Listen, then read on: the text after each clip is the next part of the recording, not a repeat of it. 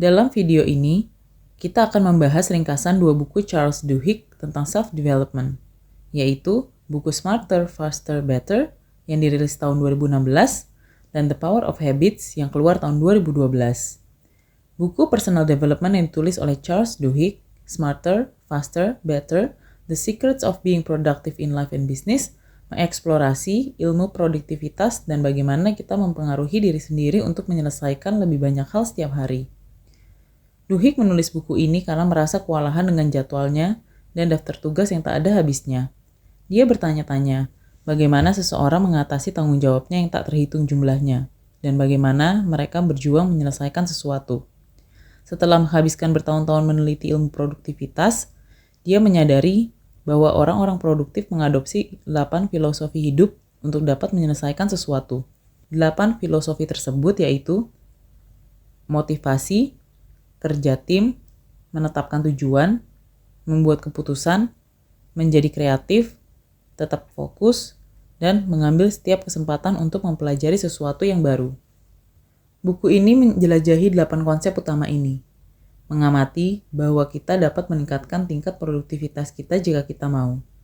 Jadi, tesis dalam buku ini menjelaskan bahwa produktivitas adalah bagaimana kita membuat pilihan tertentu untuk alasan tertentu. Ini bukan tentang menghabiskan waktu berjam-jam di meja kerja. Orang yang paling produktif memiliki keseimbangan kehidupan kerja. Kita tidak perlu bekerja setiap hari sepanjang tahun. Kita hanya perlu menggunakan waktu kita dengan lebih baik. Buku Smarter, Faster, Better mengajari kita cara membuat diri kita menjadi lebih baik. Duhigg dan rekan penulisnya menyaring pendapat para ahli dan penelitian ilmiah untuk menawarkan tips tentang bagaimana kita bisa menjadi lebih baik dalam hal apapun yang kita lakukan. Kita akan membahas lebih dalam 6 konsep di video ini, yaitu motivasi, kerja tim, menetapkan tujuan, membuat keputusan, menjadi kreatif, dan fokus. Motivasi. Konsep pertama Duhigg, motivasi, berawal dari temuan neurologis dasar, yakni orang menjadi lebih produktif ketika mereka merasa memegang kendali atas lingkungan mereka dan pilihan yang mereka buat. Misalnya, manajer menyelesaikan lebih banyak tugas karena mereka bisa mengendalikan apa yang mereka lakukan setiap hari. Mereka tahu bahwa setiap tugas yang mereka kerjakan mempunyai tujuan yang besar. Kita semua bisa menjadi produktif dengan mengingat apa yang memotivasi kita. Mungkin kita ingin mempelajari keterampilan baru, tetapi pelajarannya tidak menarik untuk kita. Kita dapat memilih untuk melihat pelajaran ini sebagai batu loncatan untuk pengembangan diri kita daripada membencinya. Begitulah cara orang produktif maju, sementara yang lain tertinggal. Saat kita menjadikan goals atau tujuan sebagai pilihan, motivasi menjadi lebih mudah. Orang yang merasa memegang kendali atas pilihannya rata-rata lebih percaya diri dan dapat mengatasi kemunduran lebih cepat. Untuk membangun motivasi, buatlah pilihan yang menunjukkan bahwa kita yang memegang kendali. Misalnya, jika kita kesulitan memulai tugas, mulailah dari yang kecil. Orang dengan fokus kontrol yang kuat percaya bahwa pilihan mereka bisa meningkatkan keberhasilan mereka. Dengan demikian, mereka lebih cenderung bekerja lebih keras dan cenderung memiliki mindset berkembang.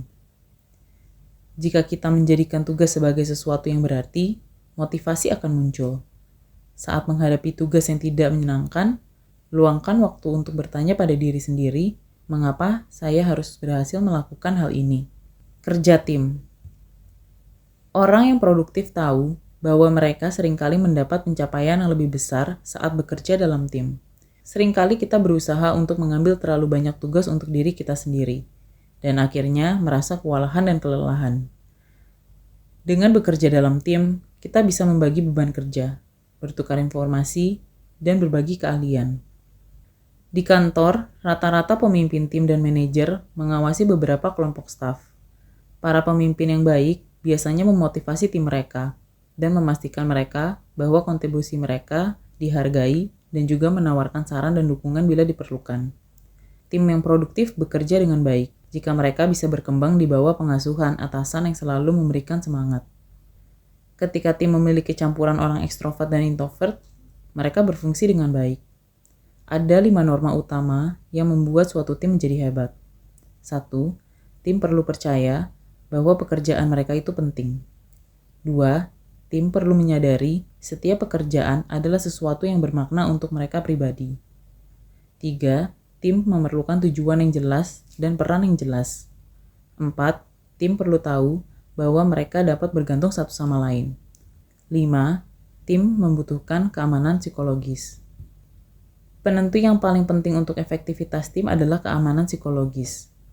Anggota tim perlu tahu bahwa jika mereka menyampaikan pandangan mereka dapat didengar tanpa akibat.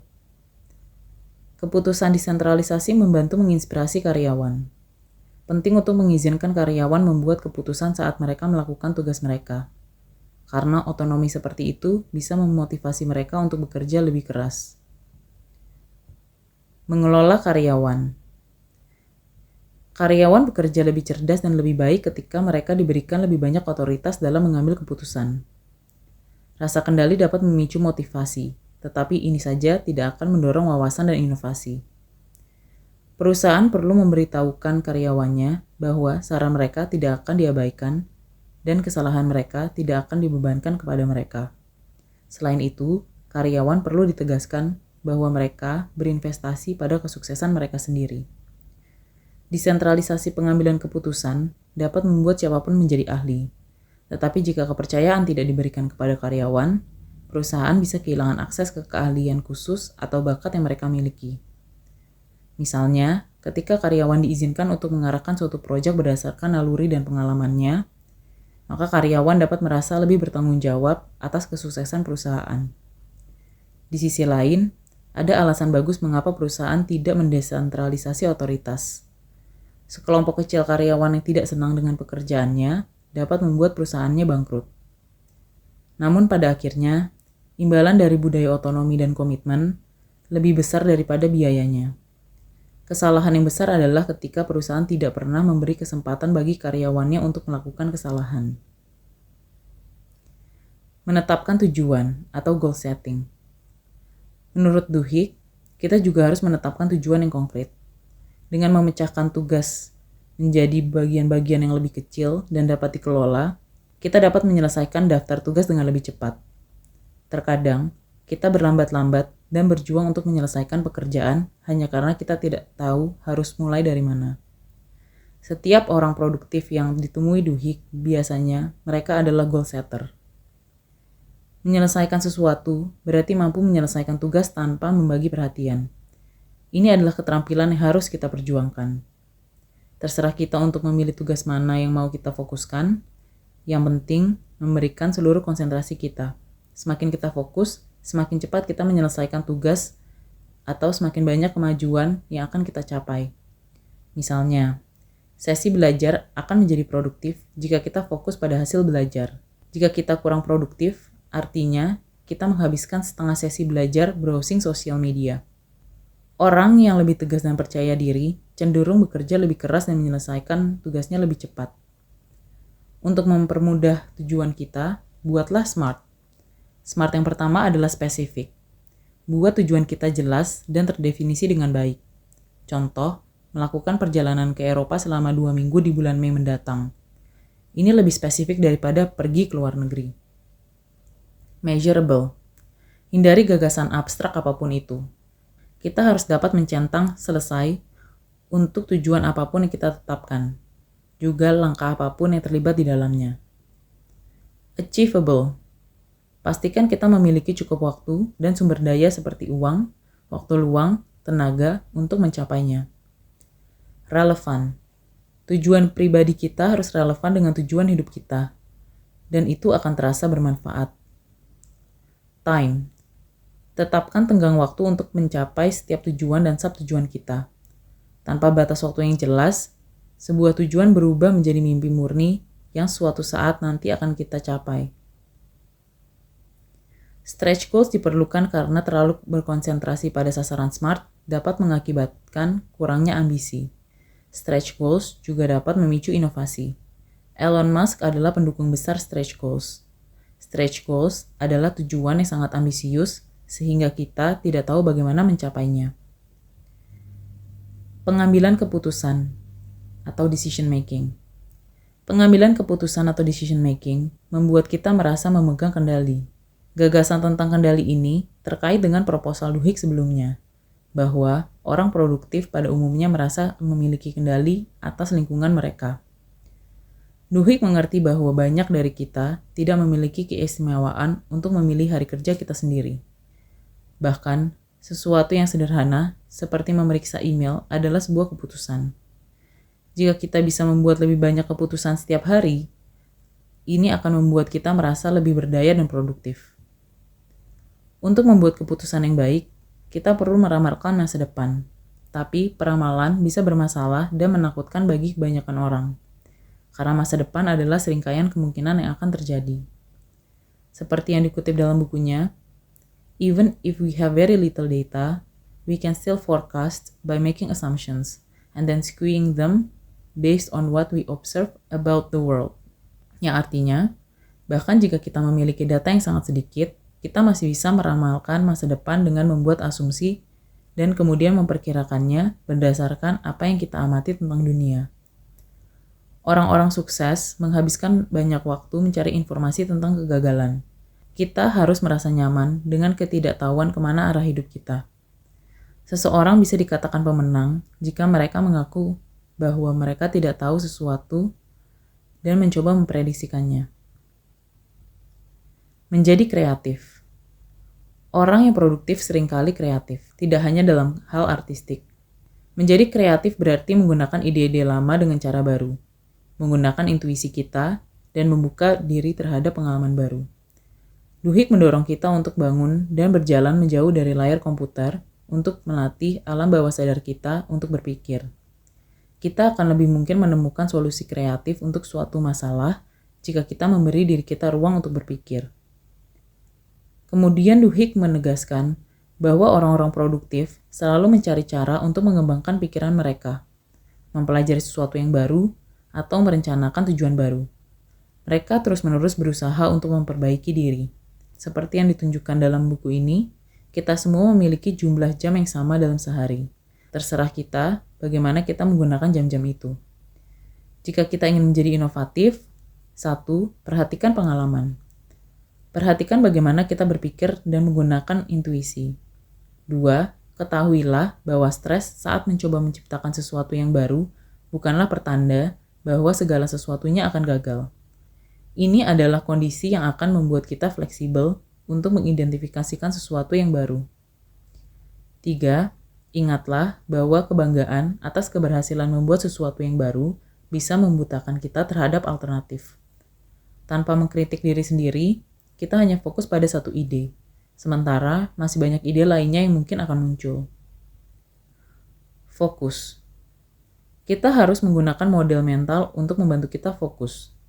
Seperti yang dikuat pada bukunya, seseorang yang tahu bagaimana mengelola perhatian mereka dan yang terbiasa membangun model mental yang kuat, cenderung menghasilkan lebih banyak uang dan menghasilkan nilai-nilai yang lebih baik. Selain itu, eksperimen menunjukkan bahwa siapapun dapat belajar membangun model mental secara rutin. Buku kedua Charles Duhigg yang akan dibahas dalam video ini adalah bukunya yang diterbitkan tahun 2012 berjudul The Power of Habits. The Power of Habits atau Kekuatan Kebiasaan. The Power of Habits oleh Charles Duhigg adalah buku yang mengeksplorasi tentang sifat kebiasaan. Topik yang dibahas meliputi asal-usul kebiasaan, mengapa beberapa kebiasaan bertahan dan yang lainnya tidak. Kebiasaan ada dalam organisasi, konsumen, dan masyarakat.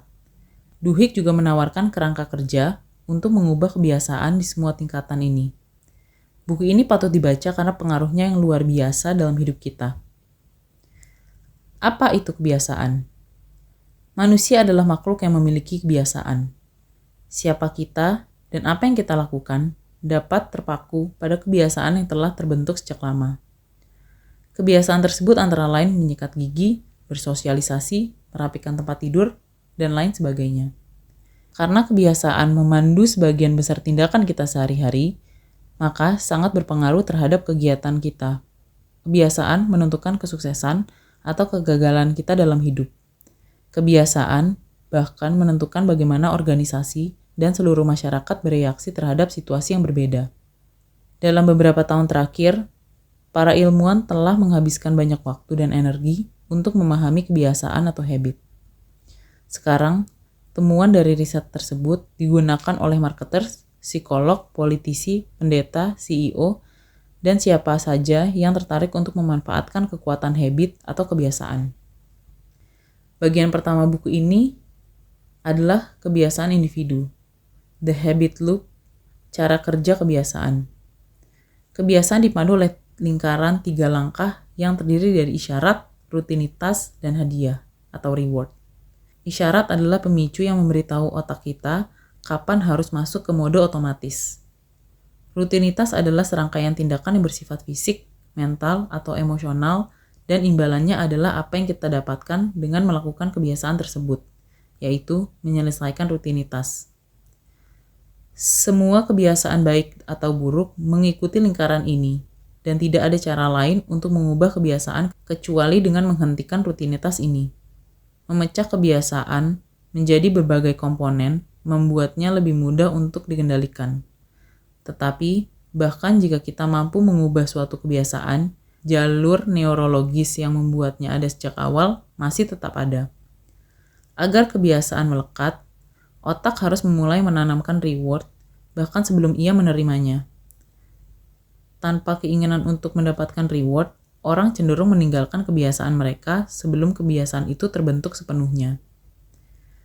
Beginilah kebiasaan baru diciptakan, dengan menyatukan isyarat, rutinitas, dan reward, lalu menumbuhkan keinginan yang mendorong putaran dalam otak kita, ujar Duhigg. The Golden Rule of Habit Change. Mengapa transformasi terjadi? Golden Rule-nya adalah cara mengubah kebiasaan adalah dengan menghentikan rutinitas. Pertahankan isyarat lama dengan reward-nya, dan mulailah rutinitas baru yang berbeda. The Golden Rule ini telah berhasil merawat orang yang kecanduan alkohol, obesitas, gangguan obsesif kompulsif, dan ratusan perilaku destruktif lainnya. Dan memahaminya dapat membantu siapapun mengubah kebiasaan mereka sendiri.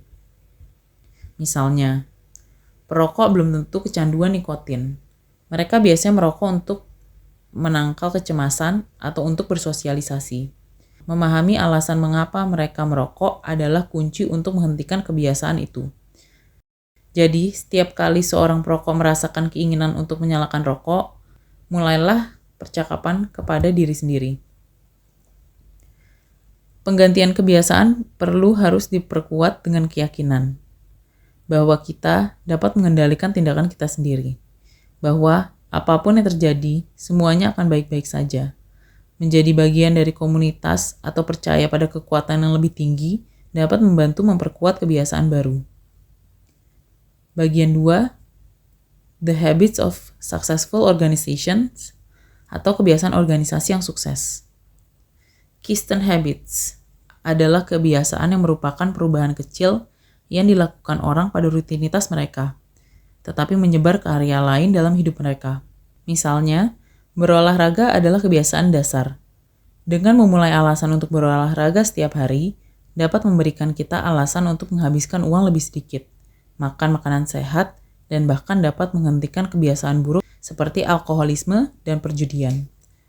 Contoh lainnya, ketika O'Neill, mantan CEO Alcoa, memprioritaskan worker safety atau keselamatan pekerja, produktivitas pun meroket, sehingga berhasil memotong kos perusahaan dan meningkatkan kualitas produk. Karena worker safety atau keselamatan pekerja adalah kebiasaan utama yang dapat mengubah rutinitas seorang karyawan dalam perusahaan. Dengan semakin produktif, mereka pun dapat meningkatkan kualitas produk dan berhasil memotong kos perusahaan. Dikutip dari kata-kata Duhigg, beberapa kebiasaan kecil mempunyai kekuatan besar untuk memulai reaksi berantai. Dengan begitu, dapat merubah kebiasaan lain. Kebiasaan dasar dapat mengeksploitasi kemenangan kecil.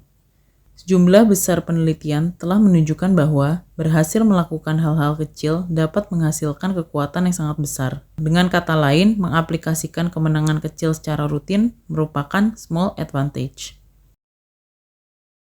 Ketika membuat tekad menjadi otomatis. Kemauan adalah indikator kesuksesan yang kuat. Sebuah studi tahun 2005 oleh University of Pennsylvania misalnya menemukan bahwa memiliki tingkat kemauan yang lebih tinggi berkorelasi dengan tingkat pencapaian akademik yang lebih tinggi daripada IQ. Disiplin diri juga menunjukkan peningkatan nilai siswa, sementara IQ tidak. Kemauan bisa diubah menjadi kebiasaan. Perusahaan Starbucks mengetahui hal ini dan mereka mengajari karyawannya untuk secara otomatis menggunakan tekad mereka dalam situasi stres yang tinggi. Tekad bertindak seperti otot. Itu bisa diperkuat. Anak-anak yang menunjukkan kemauan sejak dini memiliki performa lebih baik daripada teman sebayanya. Caranya adalah dengan menetapkan kemauan untuk membuat rencana terperinci tentang cara menghadapi inflection points atau situasi di saat kita akan menyerah. Dengan membuat rencana terperinci, dengan cara menyelesaikan tugas yang sulit, dapat membangun reward yang dapat memotivasi diri. Ketika orang merasa memegang kendali, mereka menunjukkan kemauan yang lebih besar. The power of crisis atau kekuatan krisis. Bagaimana pemimpin menciptakan kebiasaan melalui sebuah krisis dan desain. Kebiasaan institusional dapat membuat sebuah organisasi menjadi disfungsional, tetapi pemimpin dengan wawasan yang tepat dapat mengambil inisiatif dan mengubah organisasi.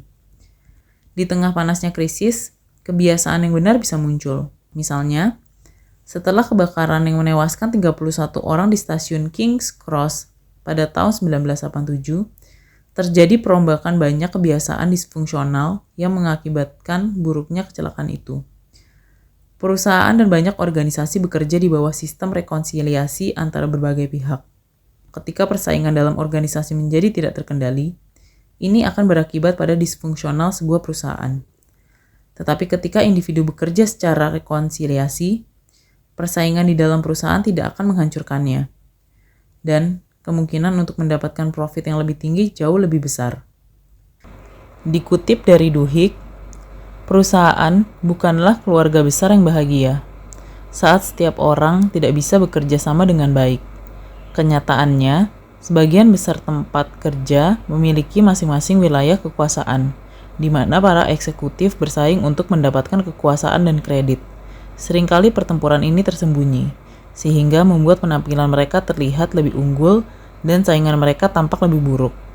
Divisi pun saling bersaing untuk sumber daya dan mensabotase satu sama lain untuk meraih kemenangan.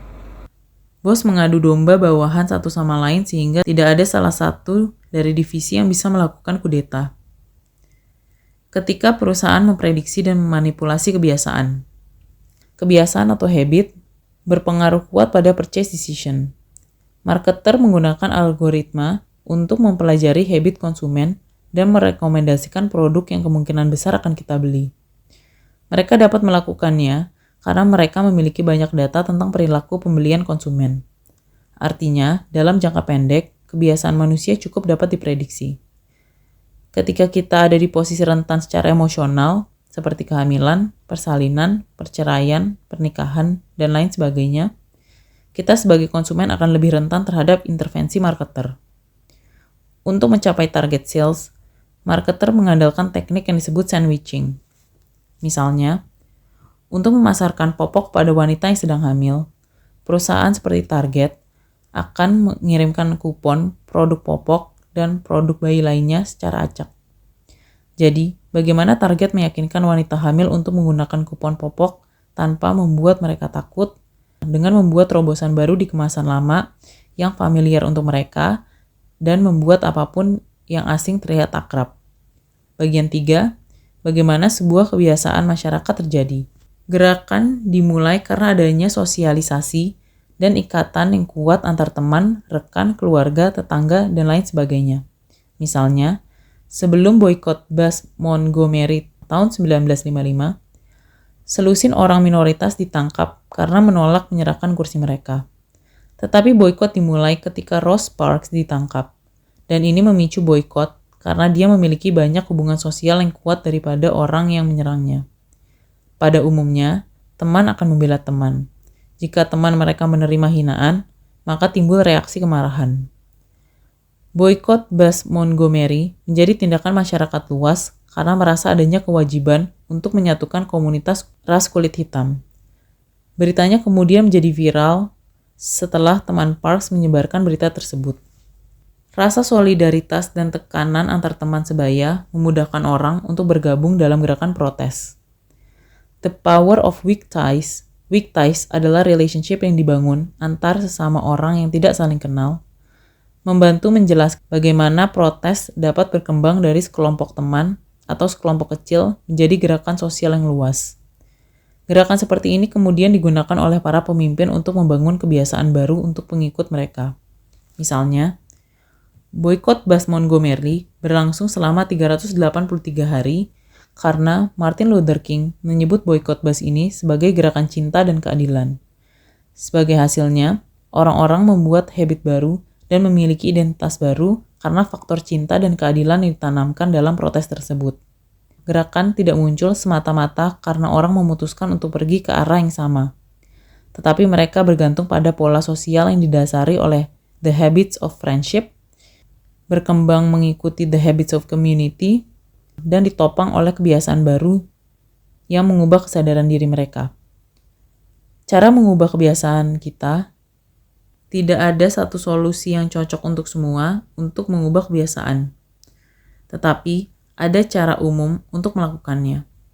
Cara mengubah kebiasaan. 1. Mengidentifikasi rutinitas. Jelaskan kebiasaan yang ingin kita ubah sedetail mungkin.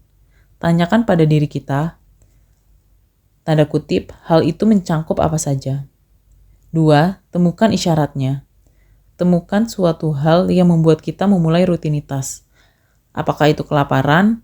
Apakah itu kebosanan? Apakah perlu bersosialisasi? Setelah kita menemukan isyaratnya, kita akan lebih mudah untuk merencanakan langkah selanjutnya. 3. Bereksperimenlah dengan reward. Setiap kebiasaan memiliki reward, dan untuk menghentikannya, carilah reward lain. Misal, jika kita merokok karena bosan, kita harus mencari hal lain untuk dilakukan saat kita bosan, seperti menonton film atau berolahraga. Jadi, inilah 3 hal penting yang perlu diingat. Pelajaran pertama, kebiasaan bekerja dalam 3 step loops, isyarat, rutinitas, dan rewards atau hadiah. Kebiasaan adalah cara otak kita menghemat energi. Jadi kita menghabiskan sekitar 6 jam melakukan sesuatu yang tidak kita sadari. Duhigg menemukan bahwa akar dari semua kebiasaan, seperti minum kopi setiap pagi, terletak pada 3 bagian lingkaran sederhana. Isyarat adalah hal yang memicu kita untuk melakukan kebiasaan tersebut. Misalnya, duduk di meja dapur untuk sarapan setiap pagi pada pukul 7 pagi. Rutinitas adalah perilaku yang kemudian kita lakukan secara otomatis. Seperti ketika kita ingin membuat kopi, kita mengambil saset kopi, membukanya, dan menyeduhnya dengan air panas. Proses inilah yang dinamakan rutinitas. Terakhir adalah reward. Kita akan menerima reward pada saat berhasil menyelesaikan rutinitas itu. Contoh, seperti aroma kopi yang kaya rasa dan rasanya yang nikmat adalah reward yang kita dapat dan kita rasakan dari secangkir kopi yang kita buat. Pelajaran 2, kita dapat mengubah kebiasaan dengan mengganti hanya satu bagian dari putaran rutinitas. Secara alami, semakin sering kita memperkuat suatu kebiasaan, semakin tertanamlah kebiasaan itu di otak kita. Dalam hal kopi, kita mungkin menginginkannya begitu kita bangun pagi, dan ketika mesinnya rusak, kita mungkin akan membelinya di tempat lain. Trik untuk mengubah kebiasaan adalah dengan mengubah rutinitas dan meninggalkan hal-hal lainnya. Duhigg menyebut ini golden rule. Jika kita mencoba menghilangkan kafein, cobalah alternatif lain, beralih ke kopi tanpa kafein. Kita masih dapat merasakan kopi dan menjalankan rutinitas pembuatan kopi seperti biasanya. Namun, hanya satu bagian yang diganti, yaitu ingredients-nya. Pelajaran 3, kebiasaan terpenting adalah kemauan keras, dan kita dapat memperkuatnya seiring waktu dengan 3 cara. Tidak semua kebiasaan diciptakan sama. Dan Duhigg mengatakan, kemauan adalah salah satu aspek yang paling penting, karena membantu kita melakukan semua aspek kehidupan kita dengan lebih baik. Berikut adalah 3 cara yang tidak biasa di mata kita, namun dapat mengembangkan kapasitas kemauan kita dari waktu ke waktu. 1. Lakukanlah sesuatu yang membutuhkan banyak disiplin. Misalnya, diet ketat akan membuat kita terus-menerus melatih diri untuk menunda kepuasan dan kemudian memberi kita lebih banyak kemauan untuk exercise atau olahraga setiap hari. 2. Rencanakan di awal skenario terburuk. Bahkan dengan hanya memikirkan bahwa bos kita akan meneriaki kita sebelum itu terjadi, namun ketika itu terjadi, kita akan terbiasa untuk tetap tenang saat diteriaki. 3. Pertahankan otonomi. Kemandirian adalah bagian utama dari menjalankan kehidupan yang menyenangkan. Jika memiliki kemandirian atau bisa mempertahankan otonomi, komitmen atau dedikasi akan meningkat. Berfokuslah untuk meningkatkan aspek penting dan besar dalam hidup kita, dan kita akan mengembangkan disiplin diri yang hebat dalam jangka panjang. Kalau kamu suka dengan konten seputar buku self-development seperti ini, jangan lupa subscribe, karena kita akan membahas lebih banyak lagi topik mengenai self-development. Semoga kamu suka video ini ya, jangan lupa di likes.